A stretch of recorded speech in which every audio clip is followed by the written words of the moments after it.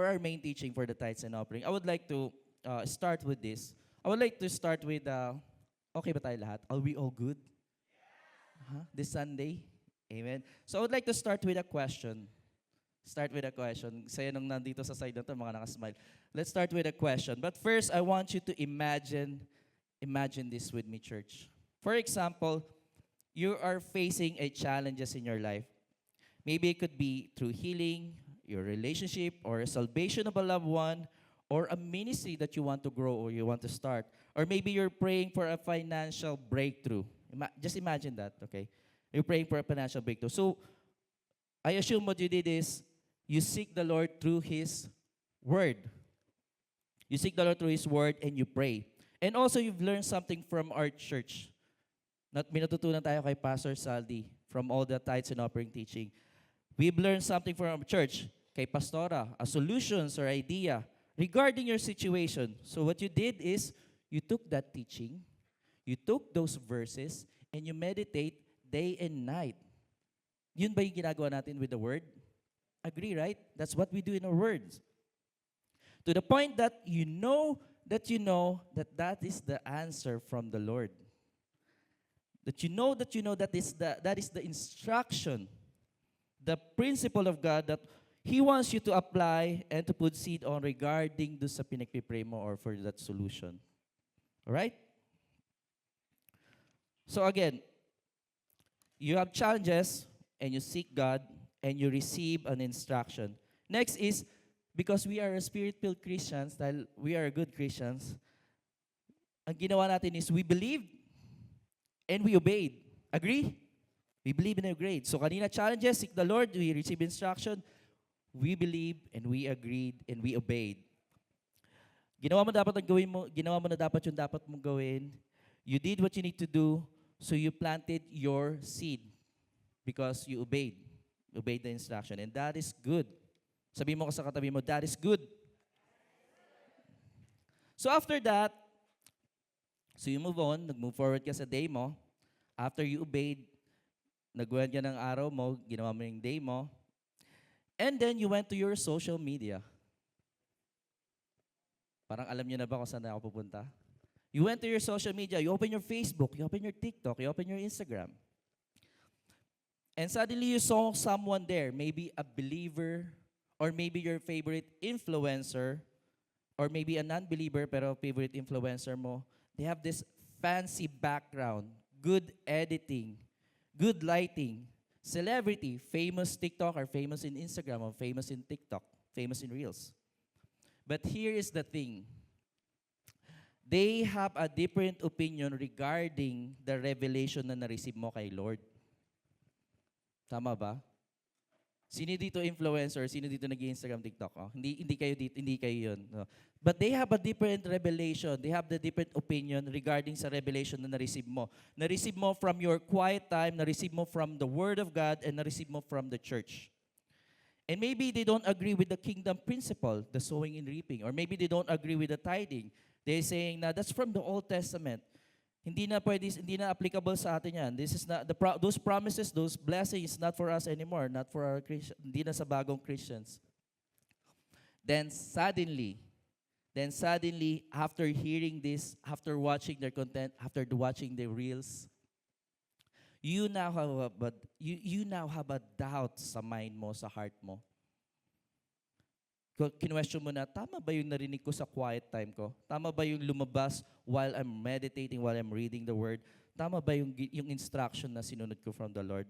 And without you knowing, you're now starting agreeing with them, and now you start to doubt and speak doubt sa seed na pinlant mo. Remember, nag-obey ka nagplant ka ng seed, right? And now you start to say something na nag-go against sa seed mo. So my question this afternoon is, Sino dito ang naka-experience na nun? Oy, meron. One? Ako lang ba? Kaming dalawa. Ayun. Amen? Right?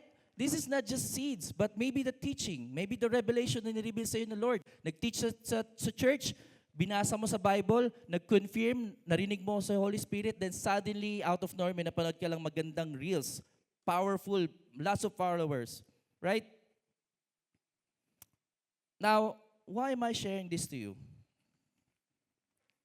I think this is important whether we like it or not, that the internet and social media is now part of our life. Part na ng magiging next generation natin.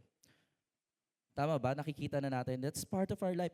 And I know some of you have business around social media. You have business around social media, around Facebook, Instagram, or Reels. And that is good. That's okay. But but what I'm saying this afternoon is we need to guard our hearts. We need to protect the seed that we planted sa kingdom. Because if we are not careful enough, we can unknowingly speak against those things na pinagpipray natin. We can speak death instead of life because of our unbelief. We can speak death dun sa instruction. Nagkaroon ka ng doubt dun sa instruction ni Lord sa'yo. You know, I see this a lot sa social media pag nagbubukas ako. I mean, kung kaya nyo ma-avoid, stay in the Word, stay with the Word of God, meditate on day and night. But for us na nag-i-study din and hindi mo maiwasan, especially those who have business in social media, you would see yung algorithm, especially your algorithm, maraming Christians, influencer, you would see this a lot. You would see Christians debating other Christians. Tama? You would see Christians other debating Christians. And you would see Christians who don't even believe in tithing and sowing and reaping. They don't believe in the Holy Spirit. They don't believe in the instruction of the Lord. Same Christians who wants the church to grow. Same Christians who wants the church to expand, to reach more, to print more books, to create more teachers, to raise more leaders, to expand more, to finance more leaders, to reach more people, to spread the gospel. They are the same Christians who don't believe in tithing and they don't believe that they should be a food for God's house. Na-experience nyo yun? Do you agree? Na-encounter nyo na ba yun? And the worst part is, hindi ba yun yung worst part? The worst part is the non-believers. The non-believers, celebrity who don't even study the Word, unlike you. Unlike us, nagbe-meditate tayo sa Word, we're seeking the Lord. Lord, anong ibig sabihin nitong Word na to? Bakit ito instruction mo? They don't even read the Word, and yet, when they speak, they have power. Why? Because they have influence. They have following, maybe 100,000, maybe millions. And if you're not careful enough, if you allow them, sabi mo nga sa katabi mo, if I allow them, yes, if you allow them, they will interpret the Word of God for you. They will interpret the Word of God for you. You know what? In Matthew 16:13 to 15, Jesus asked his disciples, ayan, Jesus asked his disciple, who do men say that I, the Son of Man, am? So they say, some say John the Baptist. Naalala nyo to? Nabasa nyo ba to sa Matthew? Some say John the Baptist. Some say Elijah. And others Jeremiah. Or one of the prophets. Ang dami nilang sagot, right? But the most important question is, I think ito, sa verse 15. I imagine na si Jesus, habang kausap sila, tingnan sila isa-isa sa mata. And then he said to them, but who do you say I am? Who do you say I am? You know, I really like this question because Jesus I really like this question because bago tinanong to ni Jesus, they've been with Jesus for more than 2 years. More than 2 years na. And they saw all the miracles. Nakita na nila yung miracles. Nakita na nila si Jesus nag-raise ng dead. Nakita na nila si Jesus magpagaling. They've seen the kingdom. They've learned the kingdom, laws and principles. And they've seen the feeding of the 5,000. Galing sa ilang pirasong bread and fish. And Jesus makes sure that they spent enough time bago niya tanungin tong question na to. Tama, right? Hindi niya to tinanong agad na umpisa, who do you say I am? Right, hindi. Imagine mo, tinawag niya sa boat pa lang, Peter, come with me. Who do you say I am? Hindi niya alam, di ba? But enough time, they've been spending with Jesus enough time, quiet time, praying with Jesus. So Jesus asked them this because Jesus knew that they still have access sa world. They are also listening to others people. That's why, naniniwala ba kayo na they're still listening to other people? They still have access to the world. Alam mo bakit? Because, tingnan mo yung answer nila. They were saying, John the Baptist, Elijah, and one of the prophets. Ang dami nilang sagot because they can still hear other people. They've been with Jesus for more than 2 years. They've seen a lot of things, but they still have access to the world. They're still listening to the opinions of others.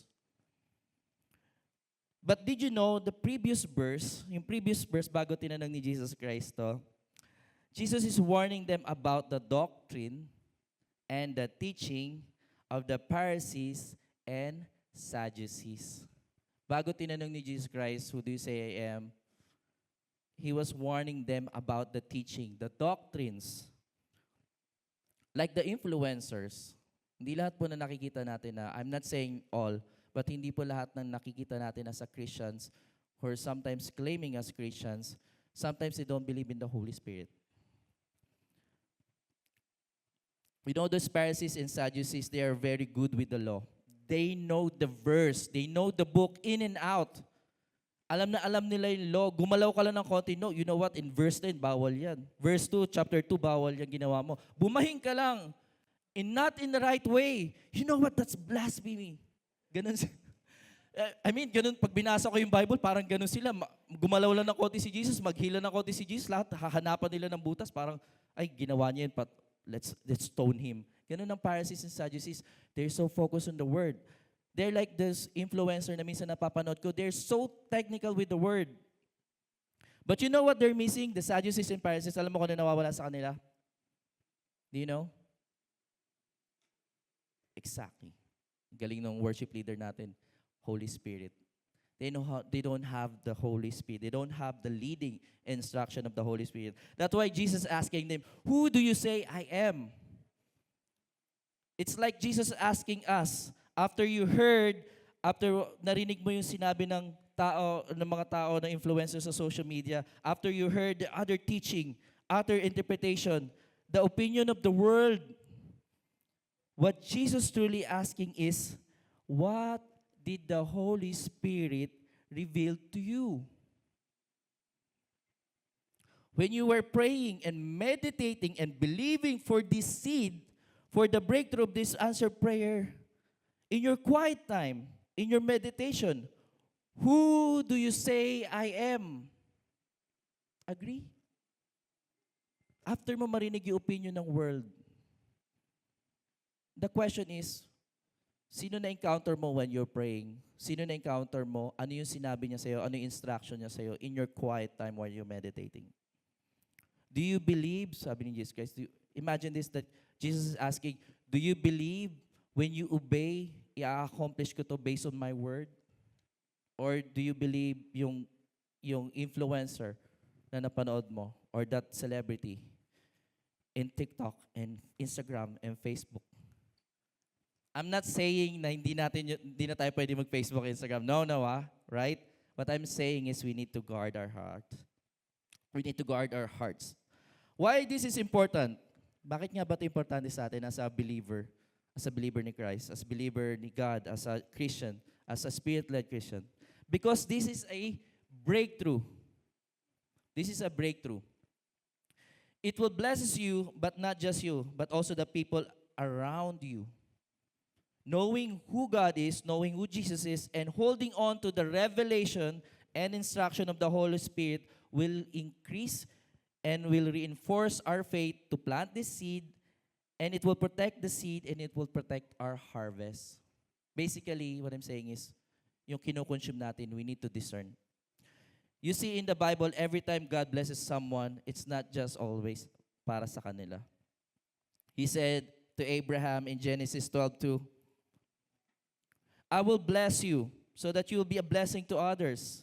In Corinthians 9:8, and sabi doon, and God is able to make all grace abound towards you so that you will always have all sufficiency in all things, may abound to every good works. Actually, God wants to bless other people through you. Do you believe that? Do you believe that? So it's not selfish to ask for more dun sa meron ka, sa challenges mo. It's not selfish to ask more. Kasi God wants you to overflow so that people can be blessed through you. God wants to bless His church through your obedience. Tama? So the point of my message is, remember the revelation of the Holy Spirit sa'yo. When you meditate on the Word, hold on to that revelation. Hold on to the revelation and instruction of the Holy Spirit, and don't let the world plant seed of doubt alongside your seed, alongside your prayers. Di bali kahit gaano katagal. Don't doubt. Agree, church? Do you agree with that? Sabi mo nga sa katabi mo, it is impossible. Ulitin natin. Sabi mo nga sa katabi mo, it's impossible not to bear fruits if you meditate on the Word and believe. Meditate on the Word and believe. Hold on to that revelation, that instruction na sinabi na sa iyo ni Lord. Do you agree with that, church? Can we all say this, church? Let's do a declaration. Can we all say this, church? Yeah. Can we louder? Is that okay? Louder. Amen. Lord Jesus, we honor you as our high priest forever. You are a protector against the devourer and our faithful provider.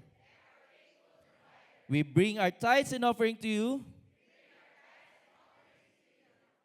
cheerfully, without doubt, and with heart full of praise and thanksgiving. In Jesus' name, amen. Amen.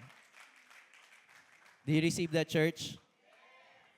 When you receive instruction, when you listen to the Holy Spirit, the world will plant seed of doubt sa'yo.